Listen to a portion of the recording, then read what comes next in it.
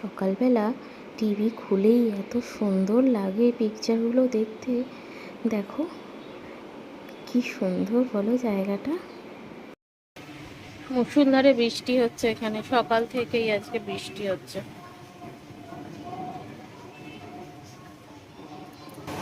সকালবেলা একবার হয়ে গেছে বৃষ্টি, আর এখন 9টা 15, 9টা 9:30 বাজে এখন দেখি, বাবা 9:45 বাজে।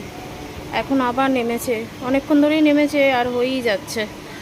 সকালবেলা যখন এক্সারসাইজ করছিলাম 7:30টার দিকে, তখন একবার হয়ে গেছে মুষলধারে।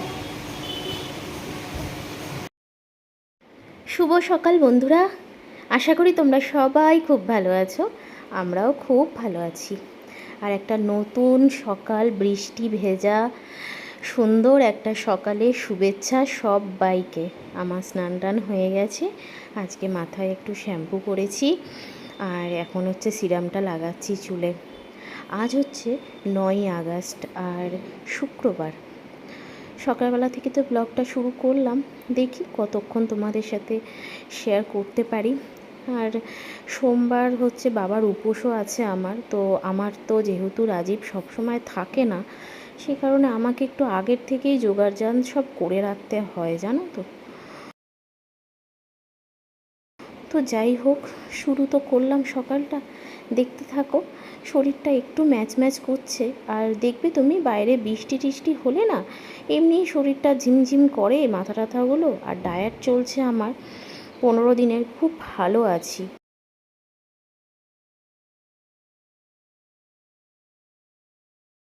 আমার কন্যা সকালে উঠে এই যে খেলনা টেলনা নিয়ে গান শুনছে বসে বসে, আর সে আবার এরকম নাচারও চেষ্টা করে। তো যাই হোক, চলো ওকে এবার খাওয়াবো, ওকে এখনও খাওয়ানো হয়নি। সাবু ভিজিয়ে রেখেছিলাম কালকে রাত্রিরে, ওকে আম আর কলা দিয়ে সাবু খাওয়াবো। আগে মেয়েটা বেশ সুন্দর আম খেত জানো, এখন আর শুধু শুধু আম খেতে চায় না। তো দিতে তো হবে ফলটা একটু, তো যার জন্য ভাবে কি একটুখানি ওই চিড়ে দিয়ে মেখে দিতে, নালে সাবু দিয়ে মেখে দিতে। এক এক দিন এক এক রকম দিই, যাতে ওরও একটু টেস্টটা বদলায়। আর নর্মাল যে প্যাকেটের দুধগুলো পাওয়া যায় না, সেগুলো অ্যাকচুয়ালি আমি মেয়েকে দিই না, আর গরুর দুধও আপাতত দিচ্ছি না। যে কারণে একটু আমুল দুধটা আর কি ওকে দিলাম, জলে গুলিয়ে একটু দিলাম, যাতে একটু টেস্টটা বাড়ে। মেয়েকে খাইয়ে তাইয়ে রান্নায় ঢুকে গেছি। আর আজকে আমার ডায়েটে আছে ওটসের রুটি বা ওটসের খিচুড়ি, সবজি দিয়ে। খিচুড়ি বলতে ওই ঘি টি এইসব দিয়ে নয়, আর মানে খুব বেশি করে তেল দিয়ে সবজি ভেজে সেটাও নয়, জাস্ট একটুখানি তেল।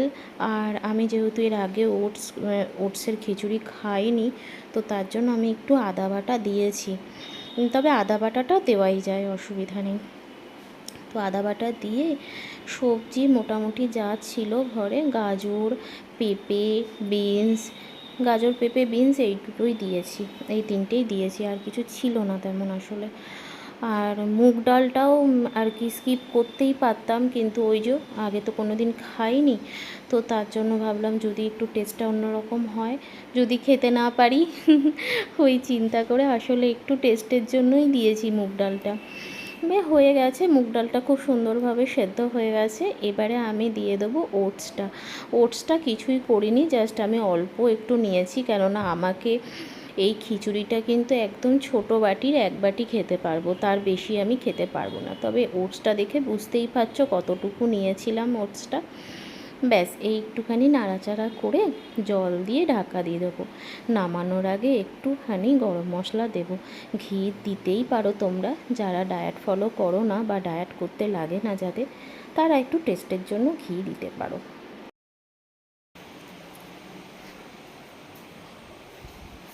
সকালে রান্নাবান্না করার পরে আর তোমাদের সাথে কথা বলা হয়নি, এখন আবার রেডি হয়েছি। দেখো, যেহেতু 15 ডেজ চ্যালেঞ্জটা চলছে আমার, আজকে সবে 2 দিন, তো আজকে বিকালেও আমাদের এক্সারসাইজ আছে, তো তার জন্য রেডি হয়েছি। 6টা এখন বাজে, এই এক্ষুনি আরম্ভ হবে। রেডি হয়ে গেছি, মেয়েকে ডাকছি, মেয়ে তো উঠছে না। সকালবেলা রান্না করেছিলাম, ওই দিয়ে খেয়ে দিয়ে একটু শুয়েছিলাম, কোমরে ব্যথাটা আবার হচ্ছে, জানি না কত দূর এক্সারসাইজটা করতে পারবো। এদিকে সন্ধ্যাও হয়ে যাচ্ছে, তাড়াতাড়ি এক্সারসাইজটা শুরু করলে এতক্ষণে শেষ হতে পারতো। পুরো পাক্কা 6টা বাজে, আর 6টা থেকেই শুরু হবে। যাই হোক, আমি এক্সারসাইজটা করে নিই, তারপর আবার আসছি। চলো, আমার ক্লাস শুরু হয়ে গেছে, আর মেয়েটা এখনও ওঠেনি। এখান থেকে ওকে রীতিমতো ডাকছি, ওঠে নাই। আর কি বলতো, দেরি করে উঠলে পরে না রাত্রিরে দেরি করে ঘুমায়, আর খুব অসুবিধা হয় আমার সকালে উঠতে। যাই হোক, খুব ভালো একটা সিস্টেমের সাথে আর কি নিজেকে যুক্ত করতে পেরেছি।